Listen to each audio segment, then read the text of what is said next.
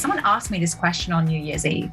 I'm big on the whole New Year's resolution thing at the moment. I see that. Yeah. And someone asked me, and I thought it was really interesting. They said, do you work to live or do you live to work? Yeah. And I thought it was such a good question because I am happiest when I'm working. Oh my gosh, I can't believe my husband's going to hear me say that, but I'm happy.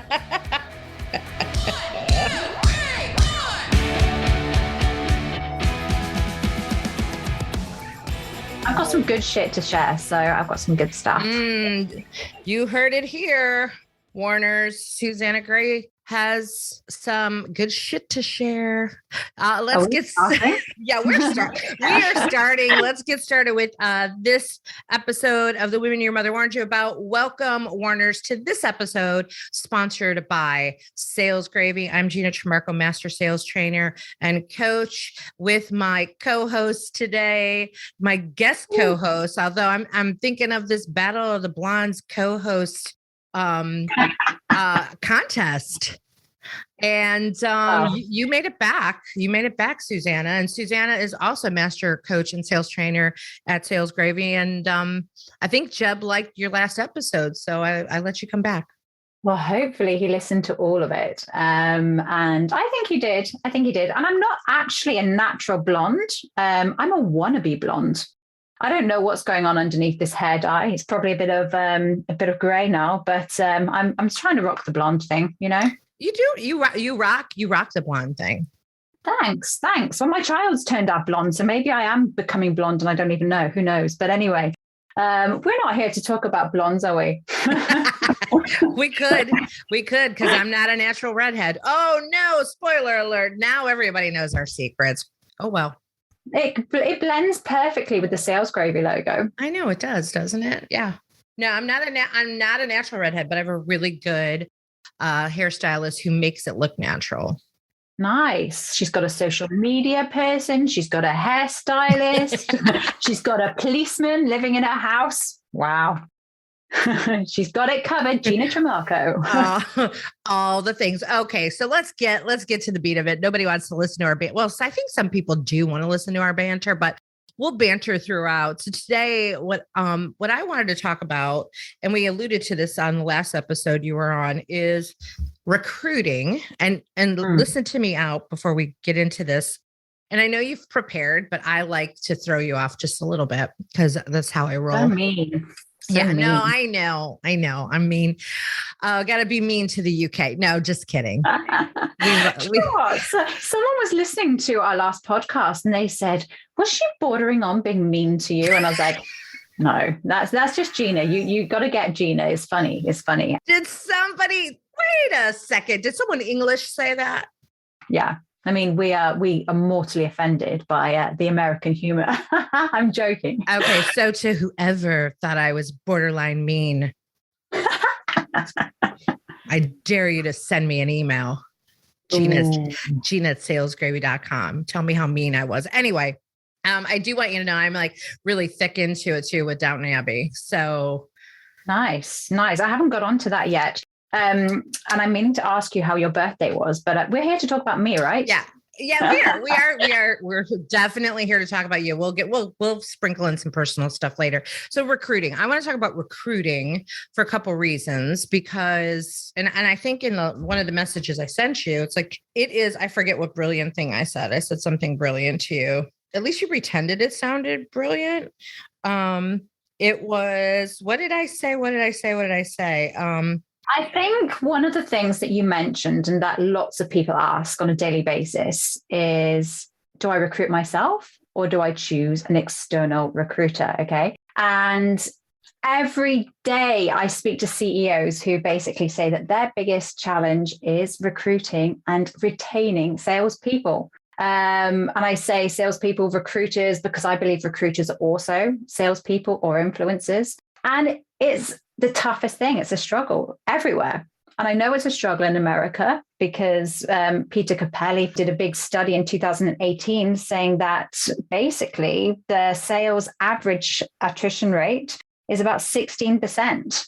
That's shocking, right? That is shocking. Salespeople who make money for organizations, and trying to retain them and hire them is absolutely impossible for some people. So there come people like me who come and try and solve that problem. And I've been doing it for years. Am I an expert? No. But am I getting closer? Absolutely. And do I make a lot of money helping people? Yes. But more importantly, I help people have long careers in sales. And it is tough. It's a tough job, sales. You do sales, you're closing deals all the time. You've stayed in sales, but many people leave. And that is the struggle. Oh, a couple questions there. So why do you think that attrition rate is what it is? Why? I mean, I don't know if he revealed anything in that study or article. Yeah. And I've seen it as well. I've been doing this for so many years. And if there was one answer to that question, it would be easy. We could hire salespeople. Lazy people could make lots of money. But essentially, if anybody knows about Jeb and Jeb's books, he talks about the three things that you cannot train people, which are actions, reactions, and mindset. So, that's huge in itself.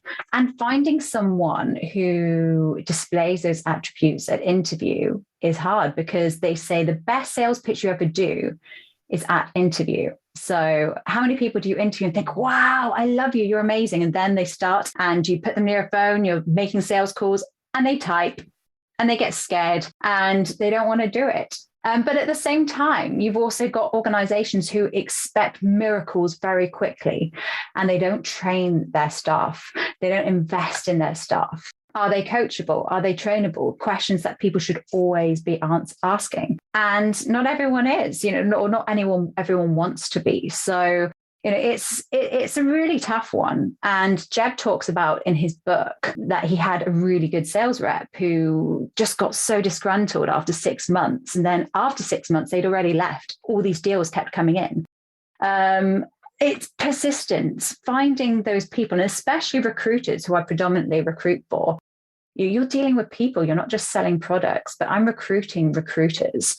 And finding good recruiters is tough, because essentially, you're influencing people to change their job, which is really tough. So, there's a massive problem out there, massive problem. So to answer your question, I would say, first and foremost, train your salespeople better, coach them, because training and coaching are different, right? And really invest in the recruiting. Good recruiters, they won't just send you CVs that they find off job boards. They will go out and headhunt the best talent out there.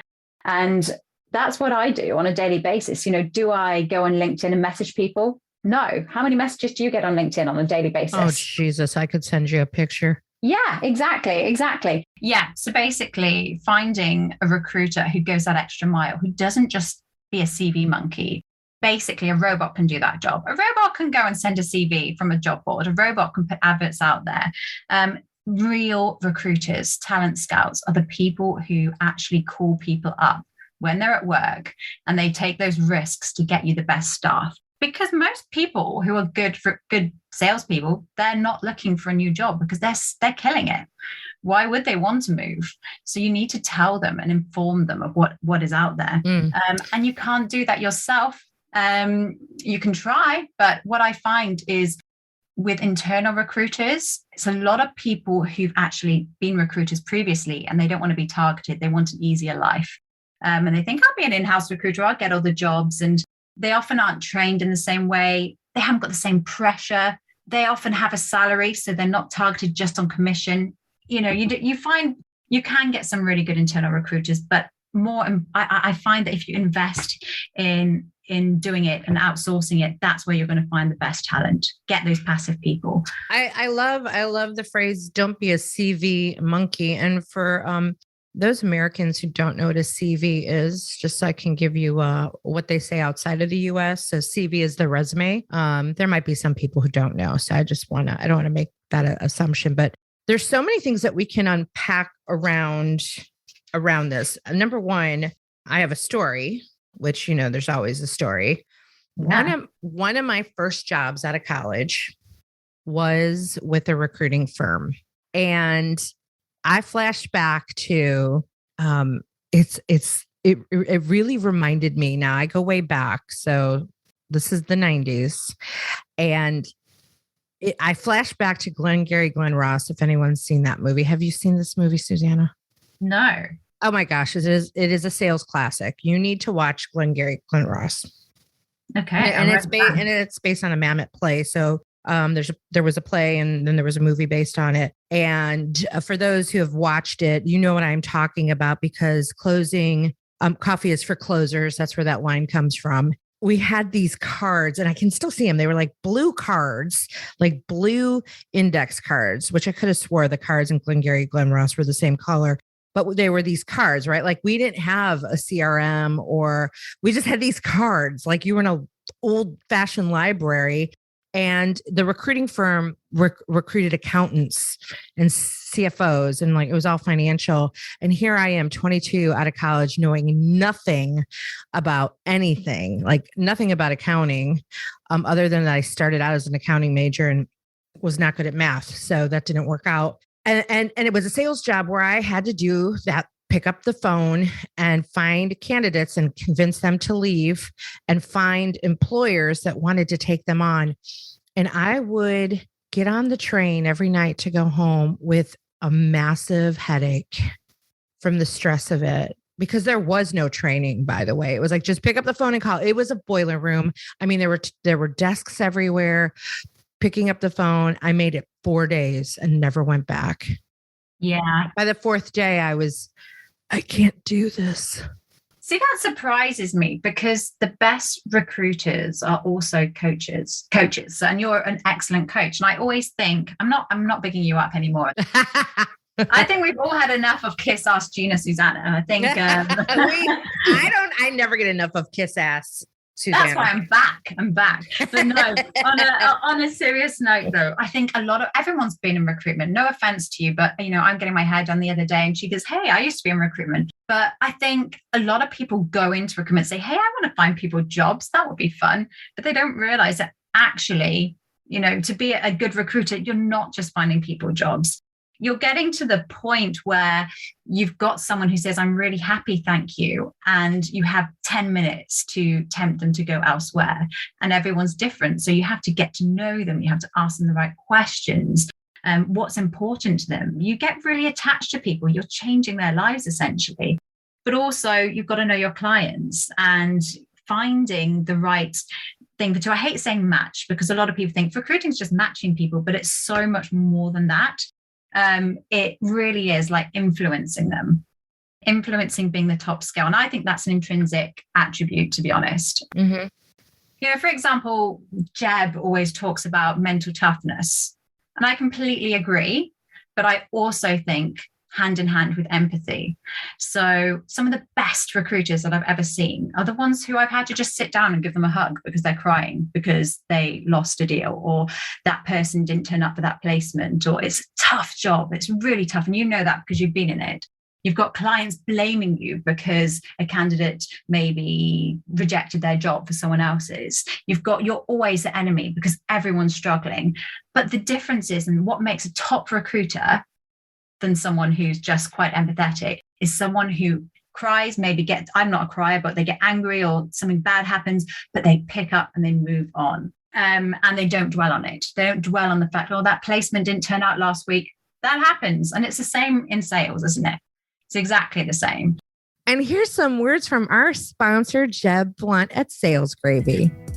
Hi, this is Jeb Blunt. There's a reason why thousands of sales professionals and top companies across the globe hone their sales skills at Sales Gravy University. You see, Sales Gravy University is different than most learning platforms. First, we have live courses taught in a virtual classroom by our master trainers that start almost every single day. And our e-learning platform is populated with hundreds of hours of sales training content produced by some of the top sales trainers in the world, including Gina's spontaneous selling course, which is worth checking out. Now, I've got some good news. If you've never taken a course on Sales Gravy University, if you're a new user, you can take your very first course for free. That's any course on the platform, absolutely free. Just go to learn.salesgravy.com. That's learn.salesgravy.com, or click the e-learning tab in the top menu at salesgravy.com. Pick out your course, and when you check out, use coupon code FREECOURSE to get that course for free. That is free course to get your very first course for free. get super attached. And I think that is definitely one thing that Jeb talks about. Is like, you can't get attached to it. You want to be invested, but at some point, that investment effect kicks in, or the putting too much into it, like the sunk costs of the time that you spend doing all of that. Yes. And I think it's really interesting because for recruiting specifically, what an interesting job that is. Talk about managing multiple stakeholders, right? If you think about me trying to sell training or coaching, I deal with multiple stakeholders, but most of them, if I'm dealing with multiple in one company, most of them have similar goals, right? They all have different goals because they have personal goals as well. But for a recruiter, you're trying to find an employee that can work for that company. You're trying to find a company that needs employees.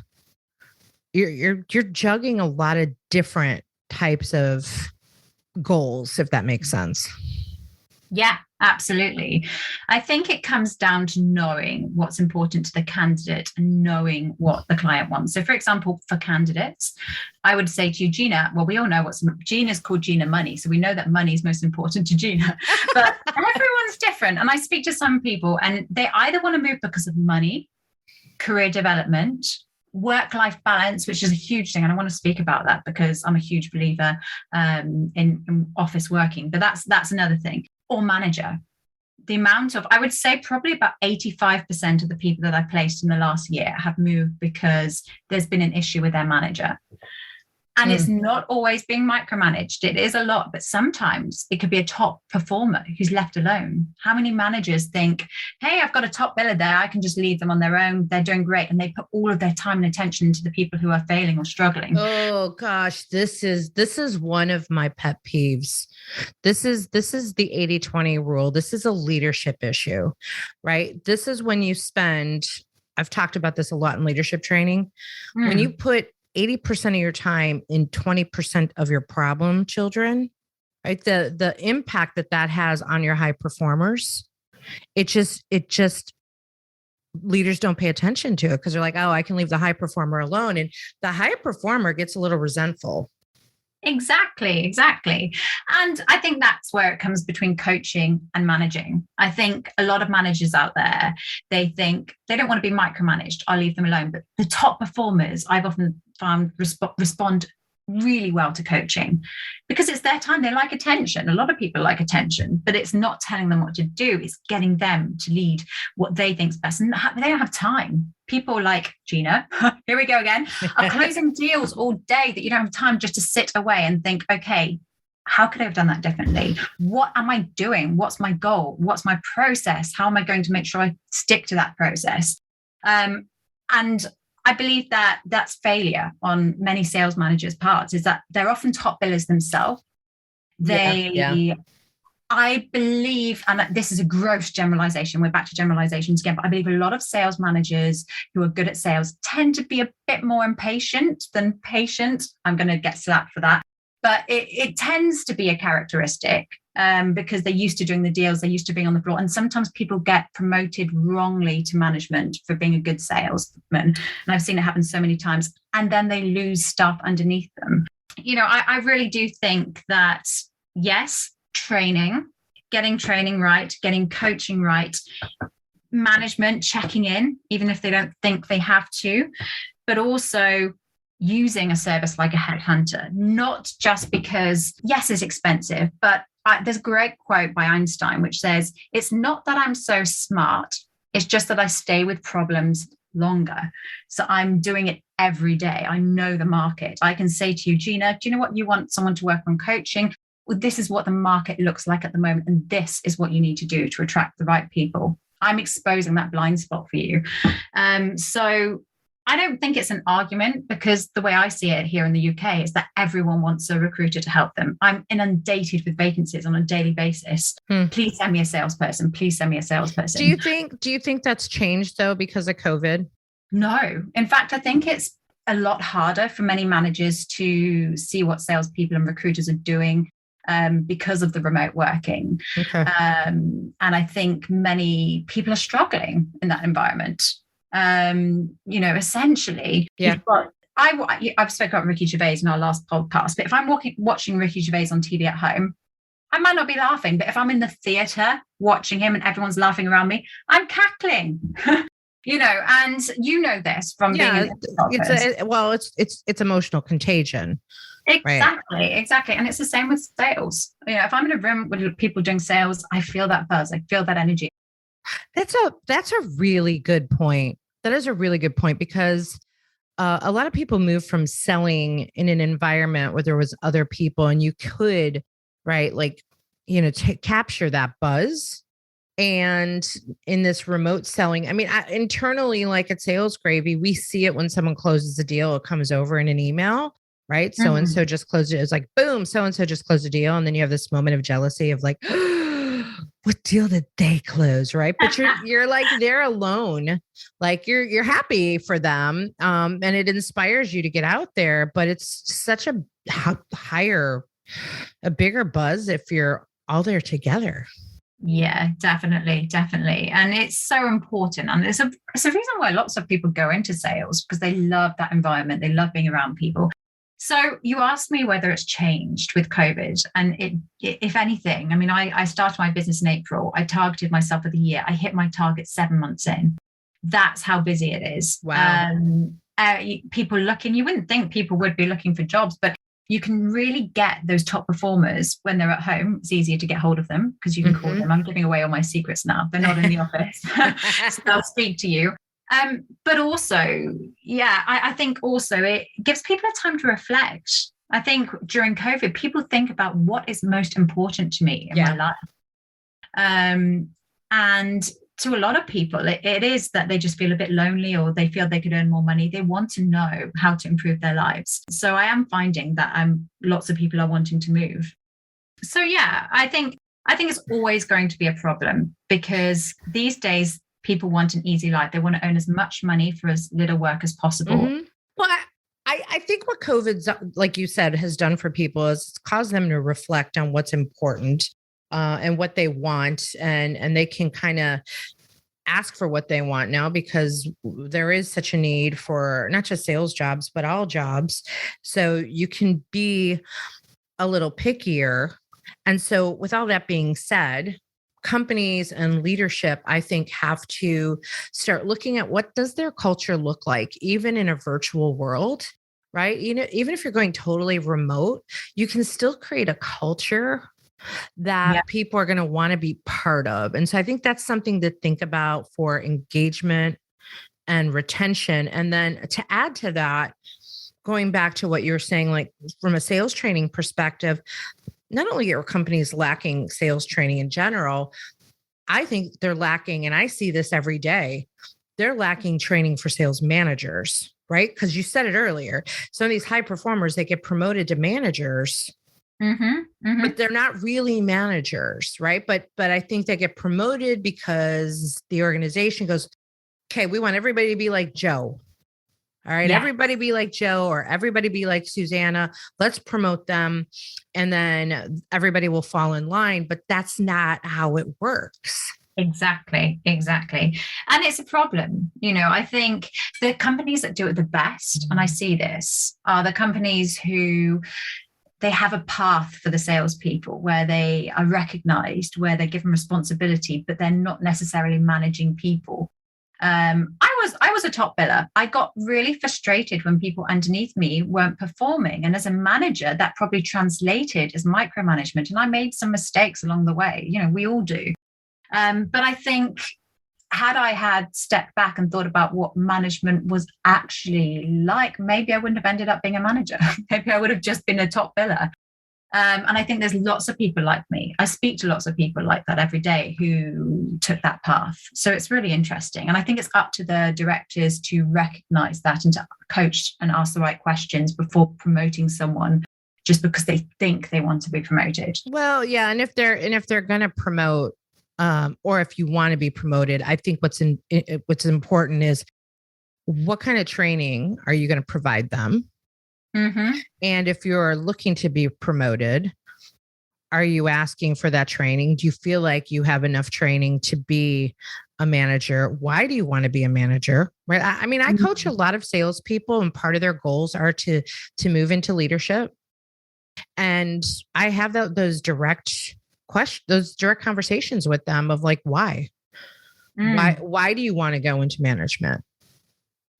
And it's not to challenge them so much as it is to get them to think about it, right? Are they doing it because they want it on their resume because they think it's going to lead them somewhere else? Really, what I'm coaching around is, what is their end goal? What is their exit plan?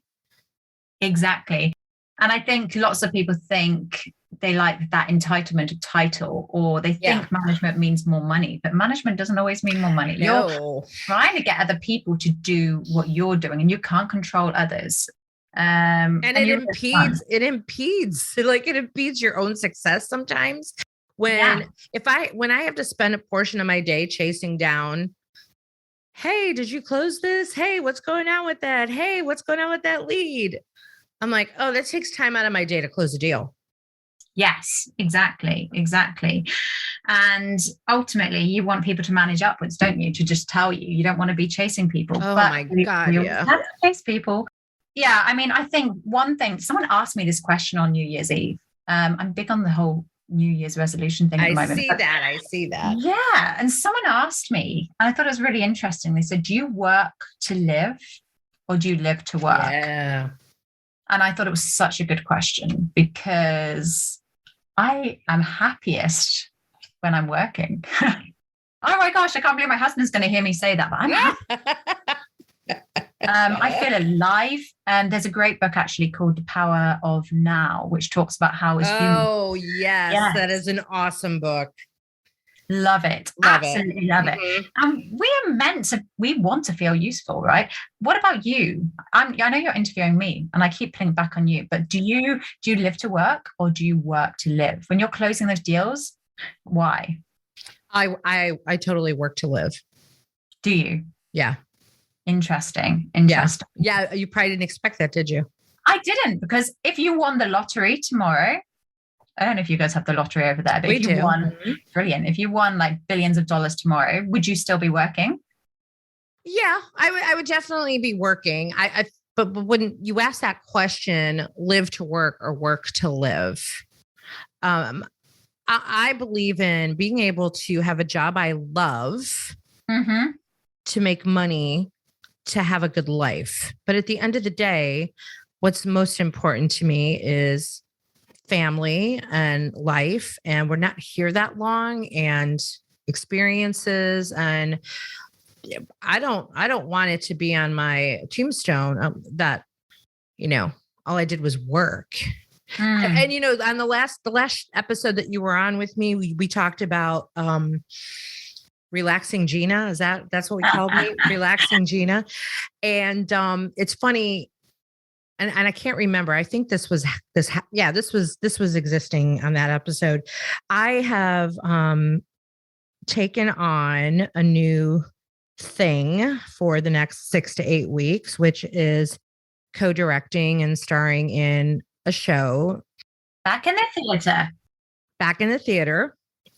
And I have not been on stage for 2 years. And long story short, I was the director of marketing of this show many, many, many years ago in Chicago. And now they're doing a rendition in Myrtle Beach, South Carolina. And so I'm joining that show. Originally, I was looking to be a cast member, and then they asked me to co-direct it because I know the show so well. And I had posted something on Instagram about it. And one of my followers, who's also like taking classes at Sales Gravy, said, how do you have time? Oh, he said, do you have time for that? And it was interesting to hear that question. Like, the fact that someone posted that question was a big wake up to me of like, for someone to say, oh, Gina doesn't have time for that. Right. Because they see how much I'm doing. So it's like kind of good news, bad news. Like, I don't want to be perceived that I work around the clock, even though I often do. I think this is a thing. And I was thinking about this when I was doing the time management training for Sales Gravy. And I always use the term busy fool. I think many yes people can turn, and very talented people can turn into busy fools because they're just trying to do everything and they're not getting anywhere. So I guess it comes down to, what am I actually achieving here? How much am I enjoying it? Because the worst part is when you're doing too much and then it's not fun anymore. And that's when I think people resent working. I don't think you're one of those people, by the way. I just think that I see it a lot with salespeople. Yeah. And one of the reasons why I took this on, and it's going to be kind of intense for 6 to 8 weeks, because it's literally rehearsals every single day. I mean, like every single night, and then on the weekends during the day. And what that's going to do is prevent me from working after 6 p.m., which I have a tendency to do. Yeah. So this is really going to force me to prioritize, which is one of the things I'm trying to work on being better at, because when I jam pack my day and night with work, I get tired.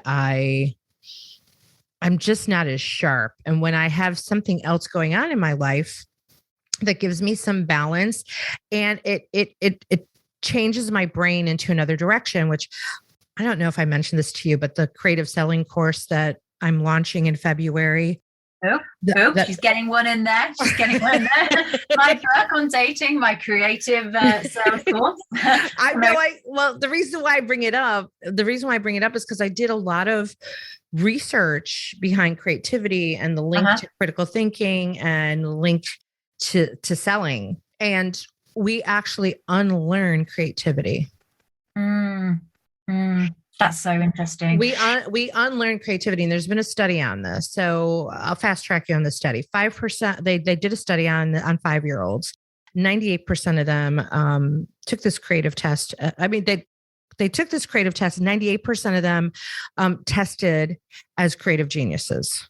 98% of these 5-year-olds, and then they tested them again at 10 and at 15. And of course, it went down. So it went from 98% to 28% to 12% by the time they were 15. So it went from 98 to 12%. Then they took that same test and they gave it to adults, 280,000 adults. Any idea what they tested at? A lot lower. Good answer. You want to take a stab at it?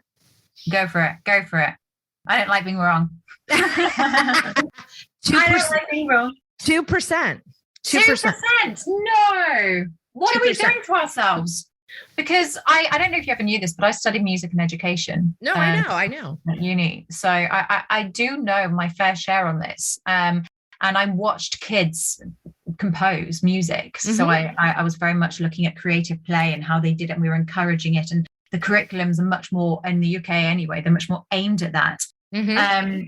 But it was amazing, some of the things that they would come out with. You know, the stories that my 3-year-old comes out with, it makes sense. So correct. What are we doing? What are we doing, Gina, that's stopping us being creative? Well, there's a couple of things that have happened with that. Again, we're unlearning it because we are being encouraged to not be creative.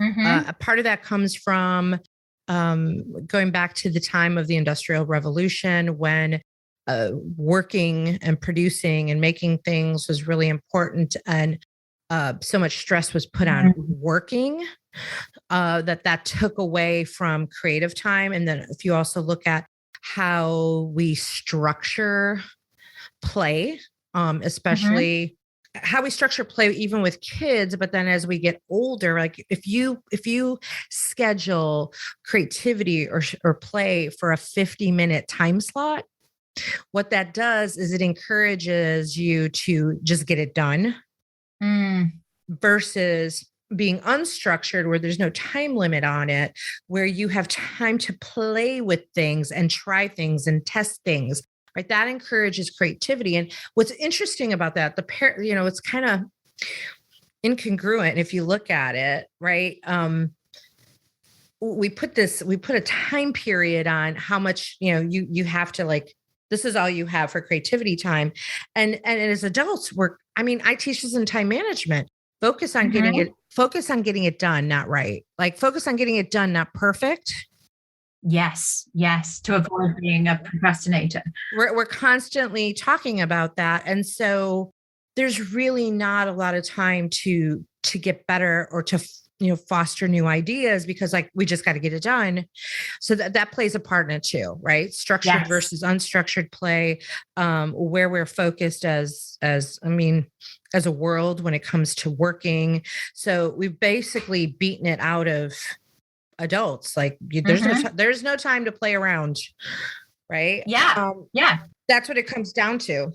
Yeah. And as a coach, I don't know about you, but I found that the best coaching sessions I've ever conducted are the ones where I say, look, we have no time limit. This is your time. Yeah. I found them so effective, but we don't live in a world where that's possible. No. We don't live in a world where that's possible. And that makes perfect sense. And I think we should be encouraging people to be more creative. I did a study on boys and girls. We had a classroom full of boys and a classroom full of girls. And we said to all the boys, how many stars do you think are in the sky? And loads of boys put their hands up. None of the girls put their hands up. Interesting. And there's studies on this that girls play it safe a lot more. Our brains are wired to play it a lot more safe. Whereas boys they're conditioned to take risks a bit more. They don't mind looking like an idiot. Whereas girls are sort of more, there's a part of the brain that is playing it safe, which is why girls tend to like coursework. And they say boys tend to prefer learning it with exams. There's a whole studies on this. It's really interesting. So not only creativity within age, but there are definitely differences between the male and female. Oh, yeah. Yeah. And I don't even know how we got on this subject, but that's Gina's like back to recruitment, back to Susanna's business. I know, but hey, I mean, now that it's out there, check out Creative Selling coming to Sales Gravy University in February. So exciting. So going back over to recruiting before we get ready to wrap it up, there were two things I wanted to address. One being, like, what is the value, right? For the company that you might pursue as a recruiter, and you're like, no, it's just better to outsource recruiting. Right? I think about this and don't get mad at me for doing this comparison. I've known a lot of other service-oriented companies, but one that comes to mind is wedding planners. Oh, okay. When you think about wedding planners, it's like, do I really need to spend money on a wedding planner? Like when I could just plan it myself. And the thing is that, and I think this comes up because I had coached a wedding planner at one point. Actually, I know I did, because the value for that, the value of working with a wedding planner is that wedding planner not just takes it off of your plate to do all those things, which there's a major value in, right? If you start to measure the value of your time. But also a wedding planner has access to leveraging the total expenses of a wedding, right? Because they can leverage better discounts than you, the individual bride or groom, could actually do. So it almost pays for itself in some ways because they can leverage so many discounts. And so I've actually, that's something that I've taught to wedding planners and how to sell themselves. So how do you sell the value of recruiting to an organization that says we can do that internally? That's a great question. And it comes back to that Einstein quote. I'm dealing with these problems every day. Some of the best, I'd say in the last year, I've placed about 27 people. Out of those 27, 25 of them were not looking for a job. But I know which companies pay the best. I know which companies have the best commission structure. I put a poll out on LinkedIn recently, basically asking people if they'd like a higher basic or next to no basic and a really high commission. Guess which one people voted for?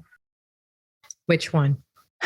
They voted for the high basic. So they didn't want the commission, which, I essentially, if a company is doing it themselves, they're paying someone to do it who is going to sit there and not be fully invested in the process in the same way that an external recruiter would be. And as I mentioned before, you want to get the best talent. That talent isn't looking. I know loads of recruiters who don't even pick up the phone and call people at work. I've been told to F off I've been told, I've been put on loudspeaker, and a manager said, why are you calling my staff? All of that. I go through the pains to find the best possible staff for a company. And to find them, it's not easy. You have weeks where you think, is this going to work? Is this going to happen? Am I going to find someone? Then 4 people come along at once. And you know exactly where they want to go. And it's a great feeling. Everyone's happy at the end of it. You found them a better pay rise, 20% pay rise. They got career development. They didn't even know it was out there. But if a company wants to know about the market and see who's out there and what's going on, they want to expand. You might not know that you're looking for someone until I put them in front of you. That's huge. I've just created a whole new office for a client because they wanted to expand in the Northwest. They didn't tell me that. I just happened to put someone in front of them. And you've got to look after your recruiter. A lot of people think, oh, I don't want to use recruiters. And then they pretty much try and wrangle the fees or negotiate with them or get angry if things don't work out. If you look after a recruiter, they will work magic for your organization. They will put you first. And that partnership is huge. It's not just a recruitment consultant. It's a consultant. They're consulting. They're not just recruiting. And everyone needs that. I have no doubt. That's a good reminder. So a big part of that value is getting the right people on your team. That would be, I think, number one, because the cost of having the wrong person on your team could be monumental. Absolutely. Since I've worked for a company for 13 years, I worked my way up to management. How many times do you think I received reference requests for people who went to work elsewhere? No idea. Twice. And the problem is that unfortunately, a lot of sales organizations aren't very good at recruiting. They don't ask the questions. Our amygdala wants to like people. You come in, hey, you're from that area. I'm from there too. And suddenly we're bonded. We forget to ask the questions about, so you said you wanted to leave your current role. Can you go into that a bit more? Or, what's the best thing about managing you and what's the worst? All those questions we sometimes forget to answer because we build rapport, we get excited, or we're desperate to find someone that we forget to do what's really important. And that's what a good recruiter won't do. They'll always make sure that all bases are covered. And to your point, you could hire someone and then all of a sudden you try to get them on the phone to pick up the phone and find out that they don't want to prospect at all. And who did you hire? I do find it interesting too. What you said earlier about people would rather have that higher base. I don't know. I don't want to pass judgment on it because I've always worked in more of 100% commission scenario. And so I think you build up a resilience and a thicker skin to that, whereas a lot of people are afraid of that. And I've talked to people who are like, oh, I have to have this space. I have to have this space. And like my insides go off and I'm like, ooh, how hard will this person work? I don't know. That's just my opinion. That people who high performers who do really well, who work primarily on commit, like they have a very low base or a draw. I have maybe I'm just, I don't know. I have a bias on that. Yeah, but you're naturally confident in your abilities. And it took me probably about 7 years to set up my own business. And I kept saying to people, can I do it? Can I do it? Can I? And they were like, well, if you don't think you can, then you definitely can't. In the first 2 months, I knew I absolutely could. And I guess there are a lot of salespeople out there who can do it, but they're not yet self-assured. So, yes, some people might not realize how much they could earn with commission, but ultimately you want to be attracting people who think, I want to go for the top commission because I back myself to smash it and close lots of deals. Those are the people that organizations should want. And that's why I put the poll out, because I want to catch the people who back themselves. So, it is really interesting. And I think also remembering that the best sales pitch that a potential candidate will ever do will be at their interview.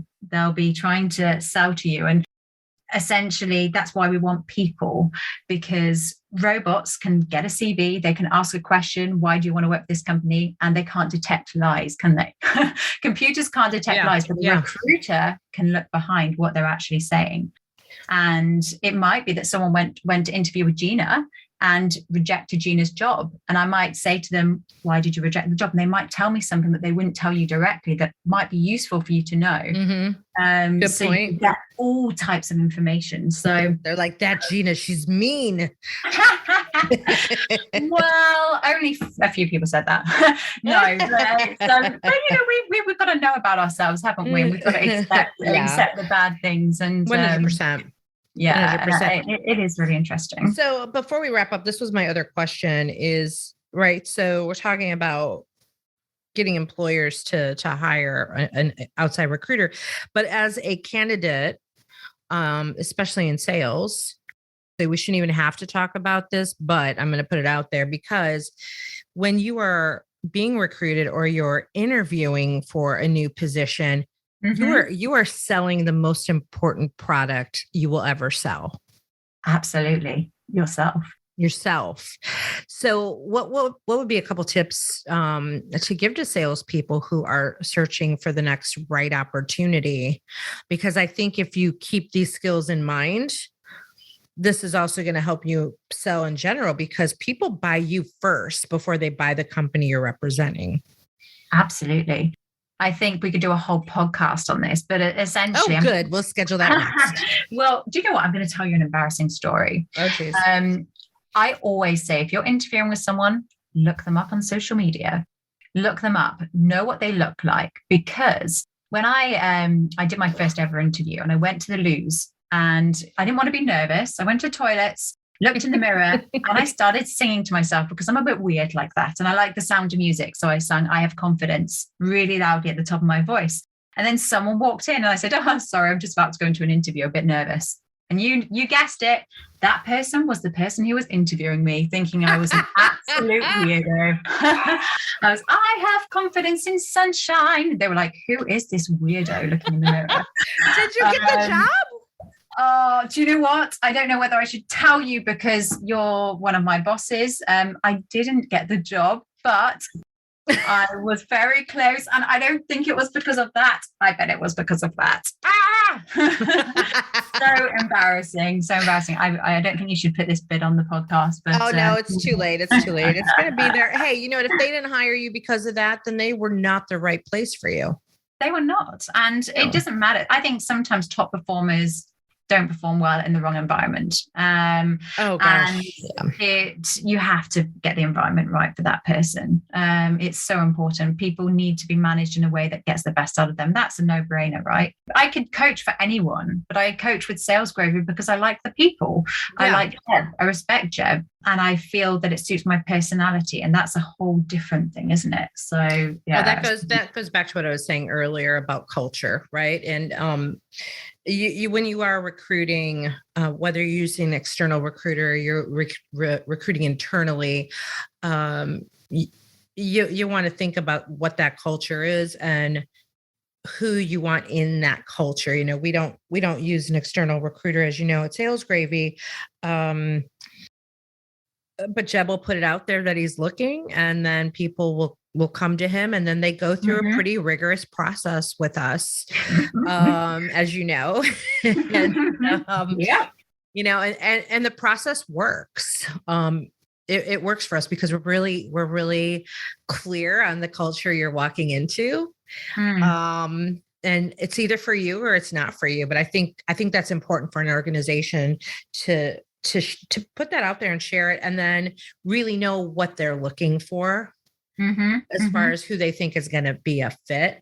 Even when we're in a recruiting process and interviewing people, one of the things that will happen if you're told to talk to me, I didn't do this with you though, but here's something I've been doing. So here's a little sales recruiting hack.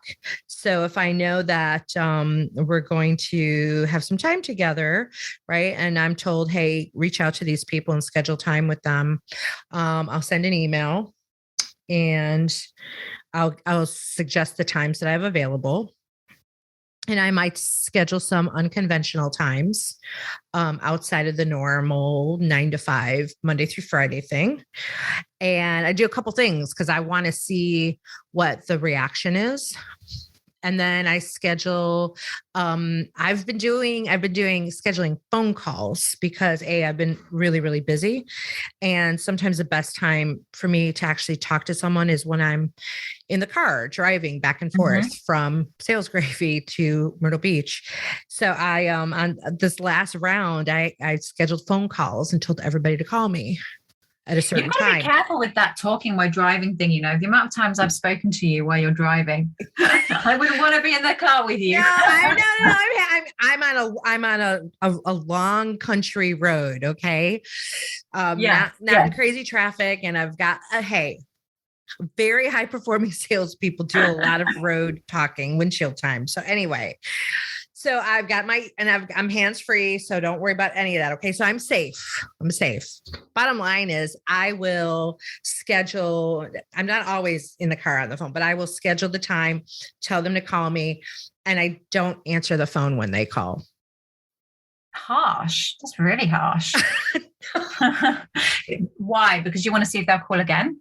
I want to see what kind of voicemail they leave. Interesting. Very interesting. So you're testing them. I want to see what kind of salesperson they are.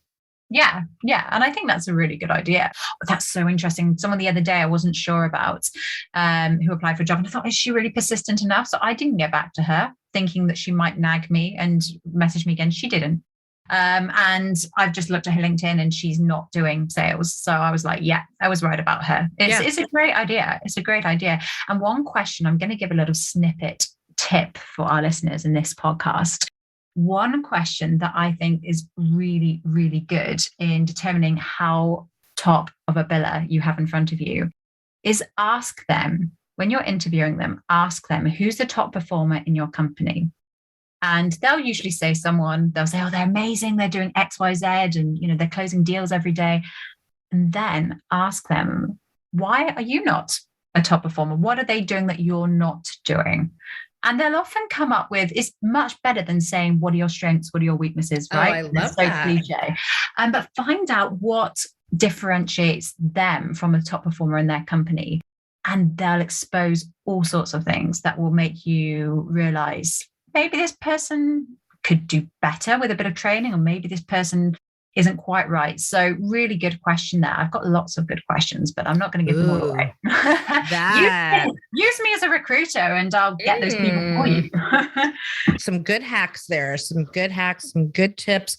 It is a time to wrap up this episode of The Women Your Mother Warned You About with me, Gina Tremarco, and today's co-host, Susanna Gray-Jones. Both of us from Sales Gravy. And hey, we've got some great courses at Sales Gravy. Go check that out at salesgravy.university. Check out our courses, our live courses, our self-paced courses, and of course, our coaching programs. So go check that out. If you have not left us a rating or review for this show, please go to iTunes or wherever you get your podcasts and do that. Of course, you can find out more about us at womenyourmotherwarnsyouabout.com or salesgravy.university. And we are out of here, Warners. Bye, Warners. Bye, Susanna. Have a lovely day. So I sounded very American then. Have a lovely day.